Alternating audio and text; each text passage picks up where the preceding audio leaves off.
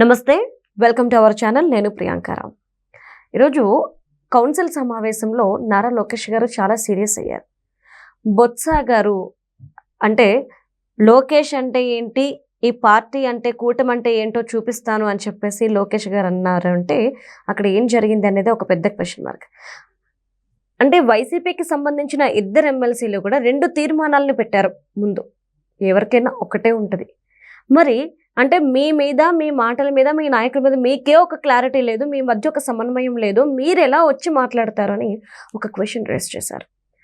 ఆ విషయంలోనే కాదు, హెరిటేజ్కి సంబంధించి నెయ్యి ప్యాకెట్ అని చెప్పి చీజ్ ప్యాకెట్ని చూపిస్తూ, అంటే వెనకాతలు ఇస్తున్న వాళ్ళకు కూడా ఇది చీజ్ బయట దొరికేస్తామని కూడా చూసుకోకుండా ఇవ్వడాన్ని ఇక్కడ బొత్స గారిని అవమానించే విధంగా వైసీపీ వాళ్ళు ప్రవర్తించారు అనేది కూడా ఒక టాక్ నడుస్తుంది. సో అసలు ఏం జరుగుతుంది, బొత్స గారి చుట్టూ ఈ రాజకీయం ఏంటి తెలుసుకుందాం. మనతో మాట్లాడడానికి ప్రముఖ పొలిటికల్ అనలిస్ట్ డివి శ్రీనివాస్ గారు ఉన్నారు. ఆయన అడిగి తెలుసుకుందాం. నమస్కారం సార్. నమస్తే సార్. అంటే ఇప్పుడు నారా లోకేష్ గారు బొత్స గారికి చెక్ పెట్టారని ఒక వార్త వచ్చింది. ఎందుకు అంటే ఈ 2వ రోజు కూడా ఎమ్మెల్సీలు వాళ్ళ వాదన ఏంటి, వైఎస్ఆర్సీపీకి సంబంధించిన వాళ్ళు ఇందాపూర్కి వీళ్ళు టెండర్లు కట్టబెట్టారు, హెరిటేజ్ సంస్థకి అక్కడ నుండి అన్ని కొనుగోళ్లు చేసుకుంటున్నారు, ఇక్కడ నుండి అక్కడికి పంపించి దాని ద్వారా టీటీడీకి తీసుకొస్తున్నారు అని చెప్పేసి వాళ్ళు ఇందాపూర్ని కూడా ఈరోజు సభలో తీసుకొచ్చిన నేపథ్యం ఉంది. అంటే నిజంగా చంద్రబాబు నాయుడు గారు దోచుకునే ప్రయత్నం చేస్తున్నారా అనే ఒక క్వశ్చన్ మార్క్ రేజ్ అవుతుంది. ఎందుకంటే ఇక్కడ సభలోనూ మాట్లాడి బయట ప్రెస్ మీట్లు పెడుతుంటుంటాయి. ఏంటి అంటే ఈయన మాట్లాడుతున్న మాటల్లో ఎంతవరకు వాస్తవం ఉంది? ఈరోజు కౌన్సిల్లో వైసీపీ వాళ్ళు 2 వాయిదా తీర్మానాలు ఇచ్చారంట. అవును సార్. ఇప్పుడు వాయిదా తీర్మానం మామూలుగా పార్టీకి ఒకటి ఇస్తారు, ఒకటే. కానీ మరి వైసీపీలో 2 వర్గాలు ఉన్నాయా? అక్కడ వైఎస్ఆర్ కాంగ్రెస్ పార్టీ ఇప్పుడు వాళ్ళ శాసన మండలి పక్షం చీలిక దిశగా వెళుతోందా? అక్కడ బొత్స వర్గం, లేళ్ల పిరెడ్డి వర్గంగా అది చీలిపోయిందా? 2 వాయిదా తీర్మానాలు ఇవ్వటం ఏంటమ్మా? అపోజిషన్లో చాలా పార్టీలు మనం చూసాం. ఇప్పుడు తెలుగుదేశం పార్టీ అపోజిషన్లో ఉన్నప్పుడు వాయిదా తీర్మానాలు 2 చూద్దాం. ఒకే సబ్జెక్ట్ మీద ఒక వాయిదా తీర్మానం, అందుకే ఆయన తిరస్కరించాడు. ఒకటేమో కల్తీ నెయ్యి మీద ఇచ్చారంట, ఒకటేమో ఈ ఇందాపూర్ మీద ఇచ్చారంట. అసలు ఈ ఇందాపూర్ గోలేంటి? ఇందాపూర్ అదే మహారాష్ట్ర పూణే దగ్గర ఉన్నటువంటి ఒక ప్రైవేట్ డైరీ. వాళ్ళు టెండర్లలో పాల్గొన్నారు, వాళ్ళకి ఇచ్చారు. గతంలో ఎప్పుడో చంద్రబాబు ముఖ్యమంత్రిగా ఉన్నప్పుడు ఇందాపూర్కి ఇచ్చారు, మళ్ళా ఇప్పుడు ఇందాపూర్కి ఇస్తున్నారు. 2014-19లో ఇదే ఇందాపూర్ 300కి ఇచ్చింది, ఇప్పుడు 650కి ఎట్టేస్తారు. ఆ రేటుకి ఈ రేటుకి పోలుస్తారు. అప్పుడు ఆవు పాలు రేట్ ఎంత? అప్పుడు నెయ్యి 22 రూపాయలు. అప్పుడు నెయ్యి బయట ఎంత ఉంది? బయట మార్కెట్లో నెయ్యి 350కి దొరుకుతోంది, కాబట్టి వాళ్ళు అప్పుడు 300కి వేసుకున్నారు. అప్పుడు ఆవు పాలు లీటర్ 17 రూపాయలు ఎంతో ఉంది. ఇప్పుడు ఆవు పాలు రేట్ ఎంత ఉంది? 42 రూపాయలు. ఇప్పుడు నెయ్యి బయట మార్కెట్ రేట్ ఎంత ఉంది? 650 నుంచి 800 ఉంది. వీళ్ళు 650కి టెండర్ వేశారు, వీళ్ళకి ఇచ్చారు. అంటే ఇప్పుడు ఆ మాత్రం జనం కంపేర్ చేసుకోరా? మీరు ఏది చెబితే అది జనం నమ్ముతారనా? ఇప్పుడు చంద్రబాబు అంట ఆయన కంపెనీలకి, ఆయన సొంత కంపెనీలకి ప్రభుత్వం డబ్బంతా దోచిపెడుతున్నాడంట. హెరిటేజ్కి ఇచ్చారా? ఇప్పుడు కాంట్రాక్ట్ ఆ టెండర్లో హెరిటేజ్ పాల్గొందా? అంటే ఇండైరెక్ట్ గా పాల్గొంది అనేది కదా వైసీపీ వాళ్ళు చెప్తుంది. హెరిటేజ్ నుండి ఇందాపూర్ వాళ్ళు కొంటే ఆ ఇందాపూర్ వాళ్ళ దగ్గర నుండి టీటీడీకి వస్తుంది. ట్రయాంగిల్. హెరిటేజ్ వాళ్ళు దానిపైన ఒక స్టేట్మెంట్ ఇచ్చారు. ఏమని? మా ఉత్పత్తులు ఇందాపూర్కి అమ్మాం, ఓకే, ఇందాపూర్ ఉత్పత్తులను మేము కొంటాం, కొని మేము మార్కెట్ చేసుకుంటాం. వీళ్ళు ఏ అయితే చేయటం లేదో ఆ వస్తువులను ఇందాపూర్ దగ్గర కొని మేము మార్కెట్ చేసుకుంటాం. మీరనేది ఏంటి? హెరిటేజ్ నెయ్యి ఇందాపూర్ పేరు మీద తిరుపతిలో కొనిపిస్తున్నాడని చూపిస్తాండి ఎంఓయు. వాళ్ళు ఛాలెంజ్ చేస్తున్నారు. ఎవరు? హెరిటేజ్. దానిపైన రేపు మాపు కోర్టులో కేసు వేస్తారు. ఓకే, పరువు నష్టం కేసు వేస్తారు. దాన్ని ఎదుర్కోవాల్సింది ఎవరు? మరి భూమన ఎదుర్కొంటాడా, బొత్స ఎదుర్కొంటాడా? నిన్న పాపం బొత్స అని మరి బకరా చేశారు. అంత పెద్ద ఆయన, అంత సీనియర్ మోస్ట్ పార్లమెంటేరియన్, లోక్సభలో చేశాడు, అసెంబ్లీలో చేశాడు, మంత్రిగా చేశాడు, సీఎం కావాల్సినాడు పాపం. అట్లాంటి వాడికి చీజ్ ప్యాకెట్ ఇచ్చి చేతికి నెయ్యి అని చెప్పారు. ఆయన తెలియక చూసుకోక ఇదిగో హెరిటేజ్ నెయ్యి అని చీజ్ పాపం ఆయన ఇట్లా కూడా చూడలేదు, నెయ్యి ప్యాకెట్ ఇవ్వరా అని అడుగుతున్నారు, ఇచ్చారు, పాపం చూపించాడు. అంటే అంటే ఎవరిని బకరా చేస్తున్నారు? ఇప్పుడు బొత్స అని చేశారంటే ఓకే, జనాన్ని బకరా చేస్తారా? తెలుసుగా వాళ్ళకన్నీ. ఇప్పుడు మనం తీసుకున్నట్లయితే ఇప్పుడు కంపేర్ చేయండి.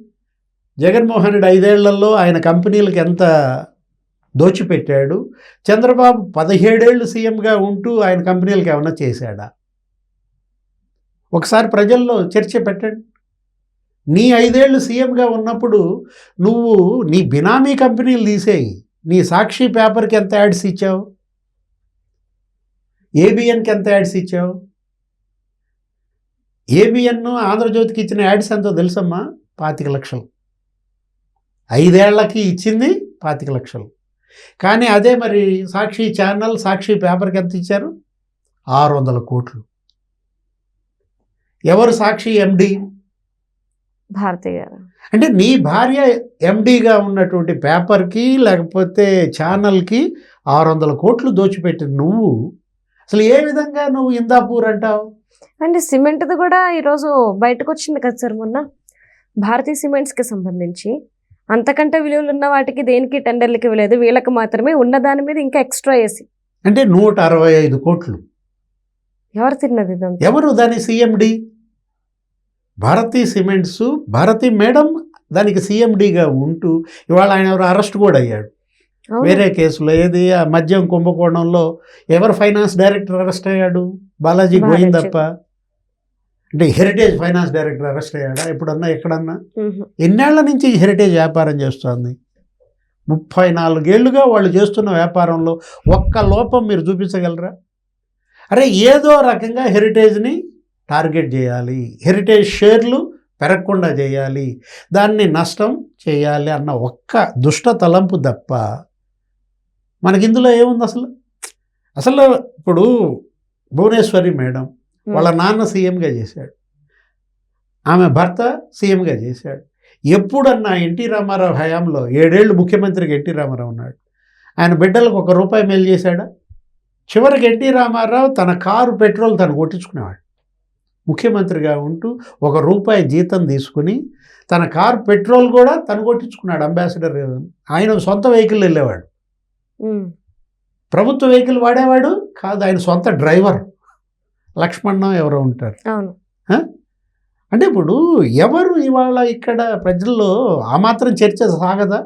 ఎందుకు సాగదు సార్? చంద్రబాబు లేకపోతే ఆయన అసలు హెరిటేజ్కి ఏమన్నా భూములు ఇచ్చాడా ప్రభుత్వంలో? మరి నువ్వు జగన్మోహన్ రెడ్డి ఇవాళ సరస్వతి పవర్లో ఎంత అటవీ భూమి ఉందమ్మా? సరస్వతి పవర్ నీళ్ళేంటి? నిన్నగాక మొన్న నువ్వు ముఖ్యమంత్రిగా ఉంటూ నీ సిమెంట్ ఫ్యాక్టరీకి కృష్ణా నది నీళ్లు ఎంత తీసుకున్నావు?